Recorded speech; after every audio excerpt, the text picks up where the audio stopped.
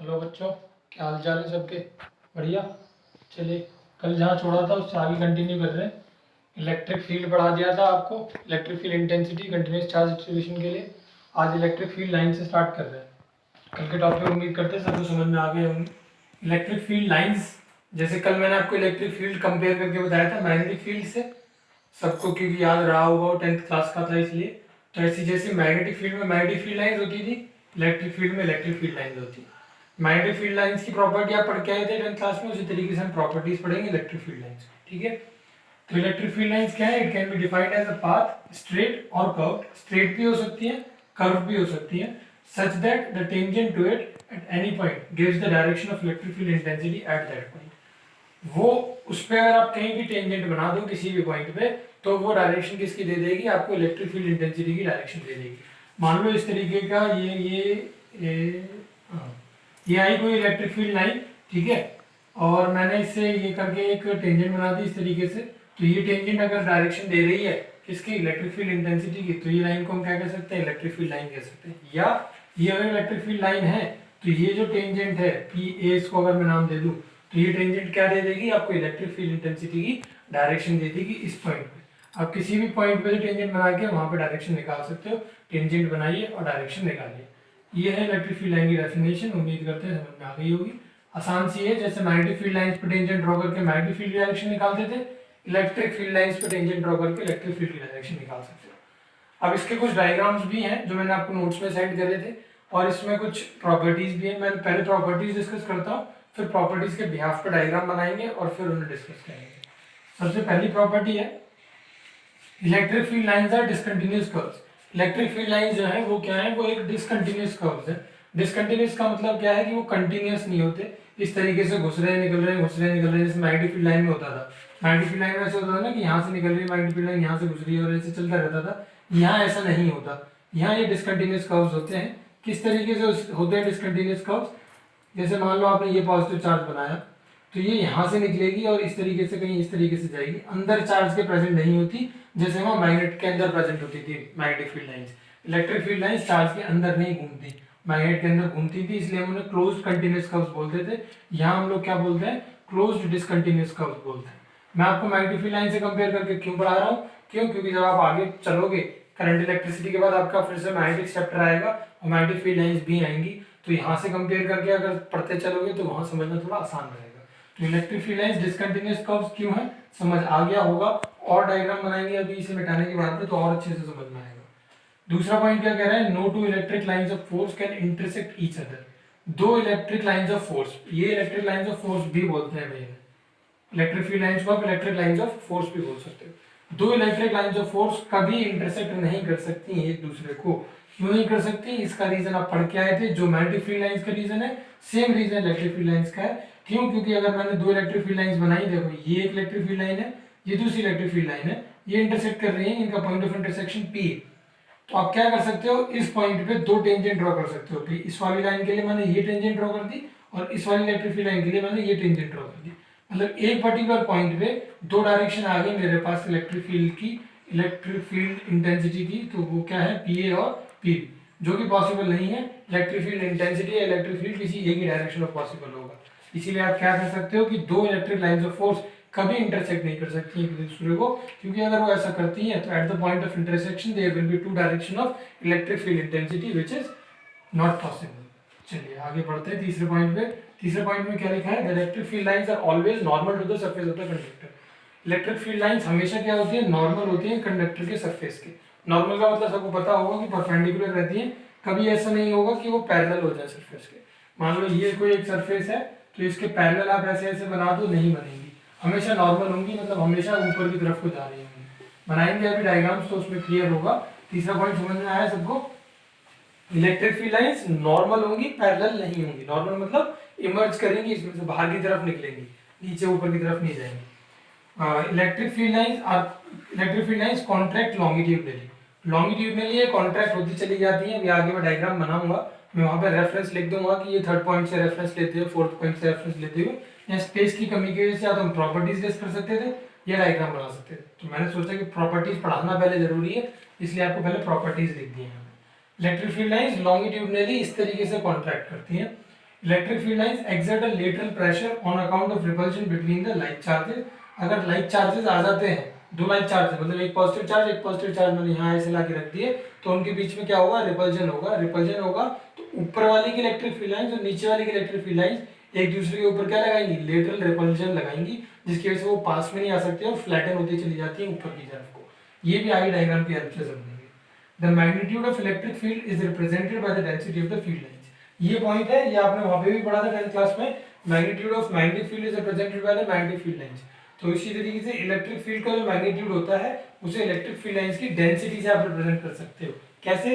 जितनी ज्यादा डेंस होंगी, मतलब जितनी ज्यादा इलेक्ट्रिक फील्ड लाइंस पास पास में होंगी, इसका मतलब इलेक्ट्रिक फील्ड का मैग्नीट्यूड उतना ज्यादा है। जितनी दूर दूर में इलेक्ट्रिक फील्ड लाइंस होंगी, जितनी उनकी डेंसिटी कम होगी, इसका मतलब इलेक्ट्रिक फील्ड उतना ही कम है। ठीक है, उम्मीद करता हूँ सारी प्रॉपर्टी समझ में आई होंगी। जिन्हें नहीं आई है कुछ समझ में, अभी हम डायग्राम बनाएंगे सारी प्रॉपर्टीज के बिहाफ पे, तो समझ में आ जाएंगी। इन्हें नोट कर लीजिए। चलिए, इलेक्ट्रिक फील्ड लाइंस की प्रॉपर्टी समझा क्या है, उसी के बेसिस पे डायग्राम बना रहे। एक पॉइंट पढ़ाया था आपको, थर्ड पॉइंट था, जिसमें आप लोगों को बताया था कि जो चार्जेस होते हैं उनके क्या रहती है, या सर्फ कंडक्टर जो होता है उसके सरफेस के नॉर्मल रहती है हमेशा इलेक्ट्रिक फील्ड लाइंस। ये देखिए, ये मैंने यहाँ लिख दिया थर्ड। ये ए डायग्राम और बी डायग्राम उसी थर्ड वाले पॉइंट को इलस्ट्रेट करता है कि ये वाले चार्जेस जो है इनके नॉर्मल है सब। देखो बाहर की तरफ जा रही है सारी, कोई भी लाइन कभी भी इस वाले चार्ज के पैरेलल कभी नहीं हो सकती। ठीक है, तो कोई भी इलेक्ट्रिक फील्ड लाइंस कभी भी किसी भी सरफेस पे, कंडक्टर के पे या चार्ज की बात कर लो, हमेशा नॉर्मल रहेगी। इसमें देख लो, इसमें देख लो। ध्यान, ये एक बात और क्या ध्यान रखनी है, हमेशा इलेक्ट्रिक फील्ड लाइन की डायरेक्शन पॉजिटिव से बाहर निकलेगी और नेगेटिव में अंदर घुसेगी। इलेक्ट्रिक फील्ड लाइंस की डायरेक्शन क्या होती है, from positive to negative. Positive से स्टार्ट होती है और नेगेटिव में एंटर करती है, इस तरीके से होती है। ये वाला जो डायग्राम है, ये आप डिफाइन वाला डायग्राम कह सकते हो। इसे डिफाइन, जिसमें हमने बताई थी इलेक्ट्रिक फील्ड लाइन की, इलेक्ट्रिक फील्ड लाइंस वो कर्व्स होते हैं, वो डिसकंटीन्यूअस कर्व्स होते हैं जिसमें से किसी भी पॉइंट पे अगर आप टेंजेंट निकाल दो तो वो किसी डायरेक्शन देगा, इलेक्ट्रिक फील्ड इंटेंसिटी की डायरेक्शन देगा। तो ये देखिए, ये कोई भी इलेक्ट्रिक फील्ड लाइन है ए बी, ये पॉइंट पी और क्यू लिया मैंने, उसमें मैंने पॉइंट पी पे टेंजेंट ड्रॉ कर दिया, तो यहाँ पे इलेक्ट्रिक फील्ड की डायरेक्शन आ गई, इलेक्ट्रिक फील्ड इंटेंसिटी की।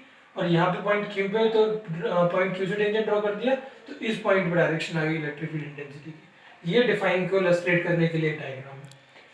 ये नेक्स्ट डायग्राम है, जिसमें आपको फोर्थ पॉइंट में पढ़ाया गया था कि जो लॉन्गिट्यूडिनली होती हैं इन पे क्या लगता है, लेटरल प्रेशर लगता है लॉन्गिट्यूडिनली। ये देखिए, लॉन्गिट्यूडिनली जैसे हम पास पास में आ रहे हैं, क्या हो रहा है, इन पे लेटरल प्रेशर लग रहा है। या ये वाला पॉइंट बताया था, ये लॉन्गिट्यूडिनली ये लाइंस क्या होती चली जाती है, कॉन्ट्रैक्ट होती चली जाती है। लेटरल प्रेशर तो नेक्स्ट वाले पॉइंट में था, उसमें समझाएंगे डायग्राम में।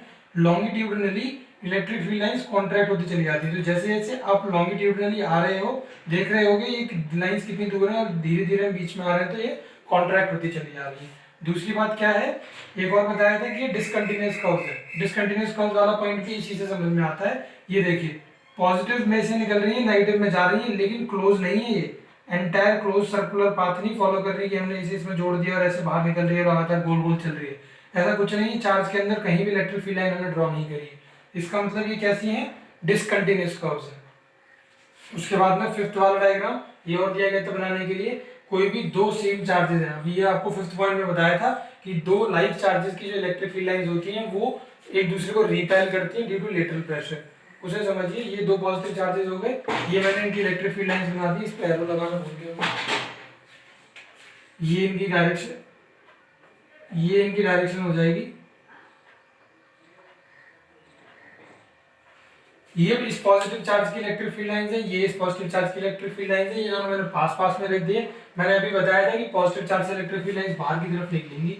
ये चार्जेस थोड़े पास पास में थे, तो देखिए इलेक्ट्रिक फील्ड लाइंस यहाँ तो नॉर्मली अपना पाथ चल रही थी, लेकिन जब वो इधर वाले चार्ज के और इधर वाले चार्ज की इलेक्ट्रिक फील्ड लाइंस इधर वाले चार्ज के आसपास में पहुंची, तो ये एक दूसरे को रिपेल करने लगी। नॉर्मली अगर मैं बनाना चाहूँ तो इसका पाथ क्या होता है, कुछ इस तरीके से होता है इसका पाथ, लेकिन ये लेटरल प्रेशर की वजह से कहाँ हो गई, कन्फाइन, यहाँ तक कन्फाइन रह गई है। समझ गए होंगे। तो लेटरल प्रेशर वाला जो पॉइंट था वो यहाँ से क्लियर होता है कि दो लाइक चार्जेस जो होते हैं, अगर आप उन्हें पास पास में लाके रख दो तो उनकी इलेक्ट्रिक फील्ड लाइंस क्या कर जाती हैं, लेटरल प्रेशर की वजह से क्या हो जाती है, रिपेल करने लगती है एक दूसरे को और अंदर ही सिमट के रह जाएंगी। एक पर्टिकुलर पॉइंट होता है जिस पॉइंट से इस पार तक इस वाले चार्ज की लाइंस और इस पार इस वाले चार्ज की लाइंस नहीं आ सकती, उस पर्टिकुलर पॉइंट को मैं क्या बोलता हूँ, न्यूट्रल पॉइंट बोलता हूँ, जो कि मैंने यहाँ किससे दिखाया है, पीछे शो कर है। ये 5 डायग्राम बनाने के लिए दिए गए थे आपको, तो समझ में आ गई होंगी इनके बिहाफ पे। अब एक बार ये डायग्राम बना के फिर से पीछे वाले पॉइंट्स जो थे उनसे टैली कर लीजिएगा। अगर किसी को कोई अभी भी कसर रह जाती है, कुछ नहीं समझ में आता, तो वीडियो के नीचे कमेंट करके बताइएगा। चलिए ड्रॉ करिए।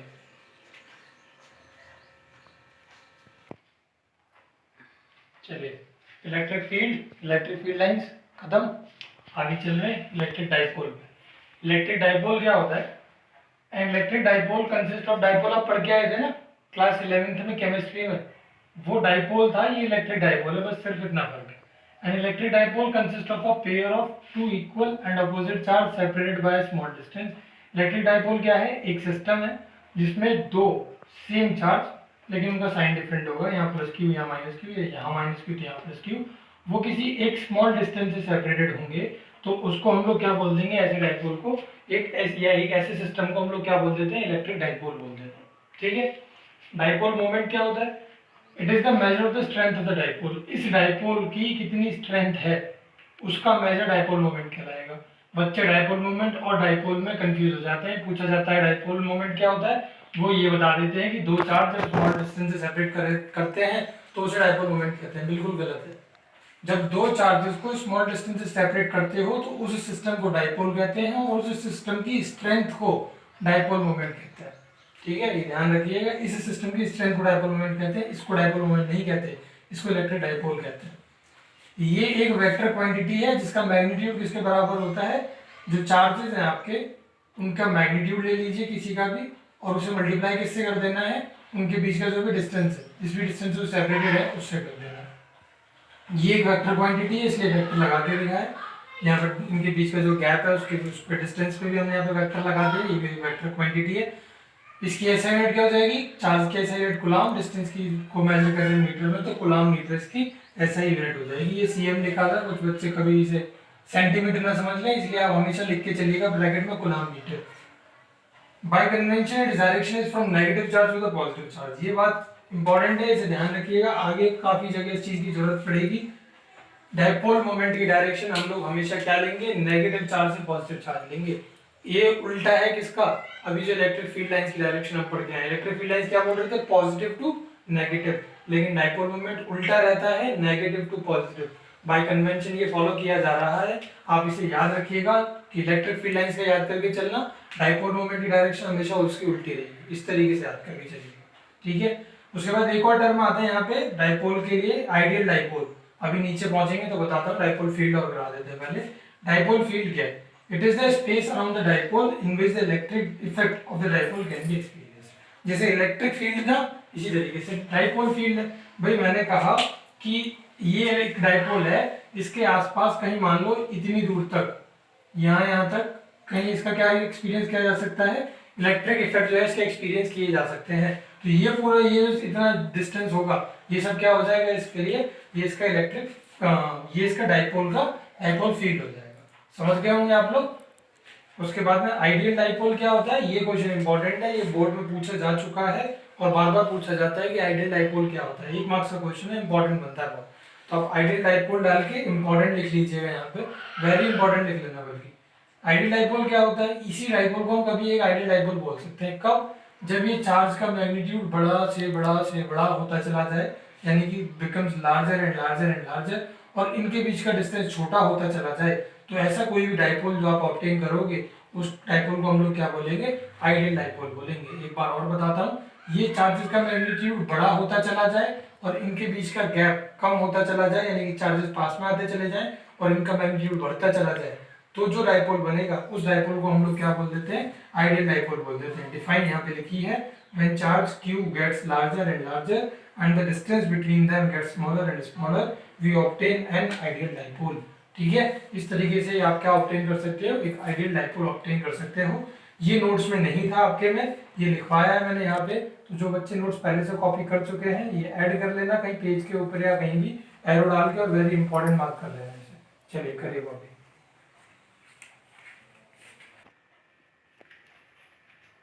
Electric field intensity on axial line of dipole, ये डेरिवेशन कर रहे हैं आप। अब हम एक एक करके electric field intensity axial line पे, इक्वेटोरियल लाइन पे करके निकालेंगे, एक्सियल लाइन वाला स्टार्ट कर रहे हैं। आज के लिए लास्ट डेरिवेशन है, बाकी नेक्स्ट क्लास में पढ़ाएंगे। एक्सियल लाइन का सबको मतलब पता होगा। एक्सियल लाइन का मतलब क्या होता है कि उसी सेम एक्सिस पे कहीं हम निकालते हैं। यहाँ इक्वेटोरियल लाइन में निकालेंगे तो एक्स एक्सिस वाई एक्सिस दोनों में चेंज करके कोऑर्डिनेट जब निकालेंगे। एक्सियल एक्सिस, एक्सियल में मतलब सेम एक्सिस पे, जैसे इस किसी पॉइंट पे निकाल रहे हैं। हमने करा क्या है कि एक ये इलेक्ट्रिक डाइपोल कंसीडर करा है। ये एक सिस्टम है दो चार्जेस का, minus Q plus Q, separated by small distance 2a।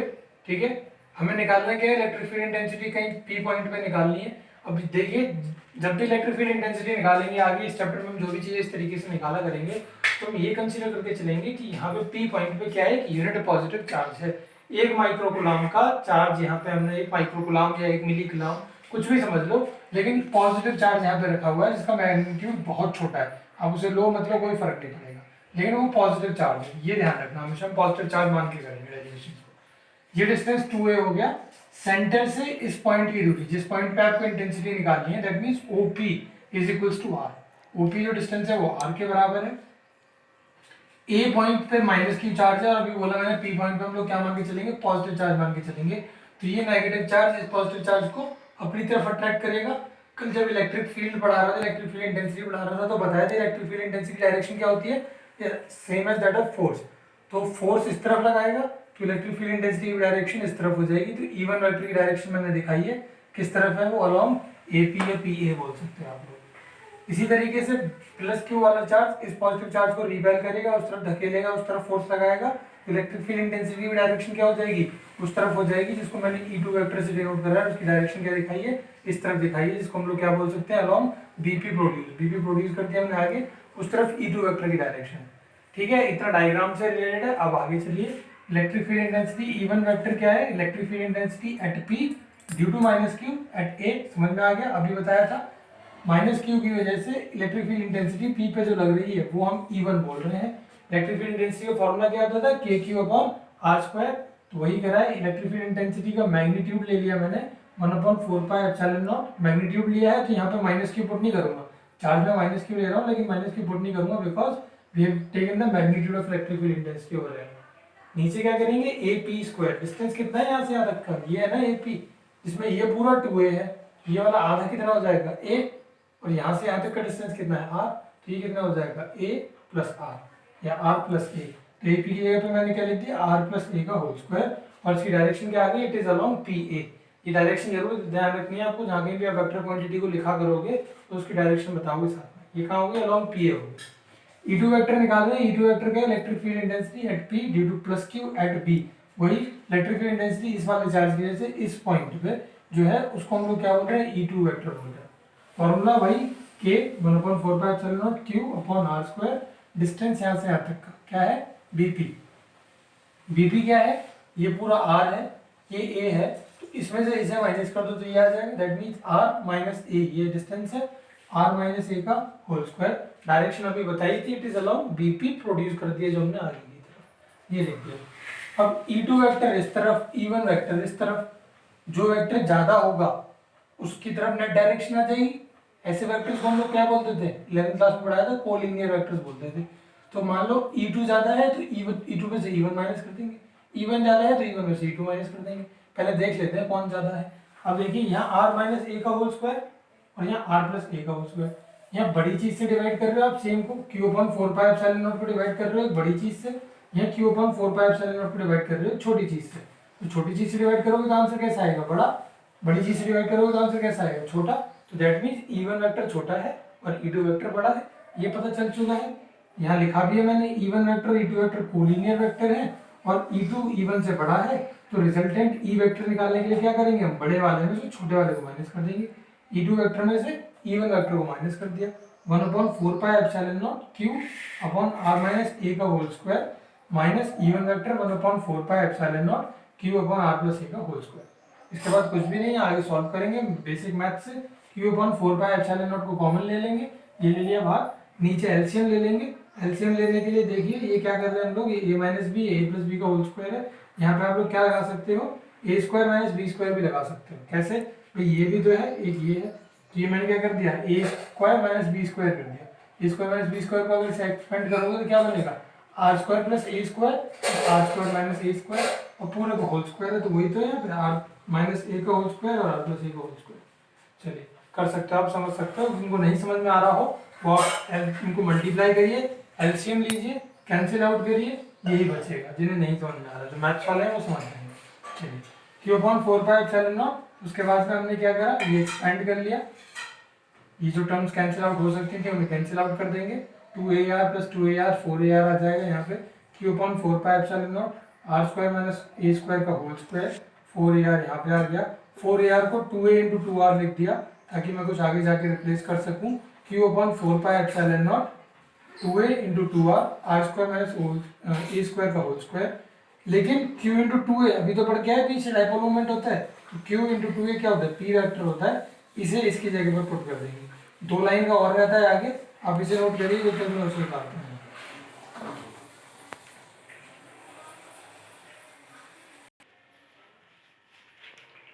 q into 2a p के बराबर था, p क्या था, डायपोल मोमेंट, तो वही हमने आगे सब्स्टिट्यूट कर देंगे, q इंटू 2a, इसकी जगह पे मैं क्या कर दूंगा, डायपोल मोमेंट p वेक्टर को सब्स्टिट्यूट कर दूंगा।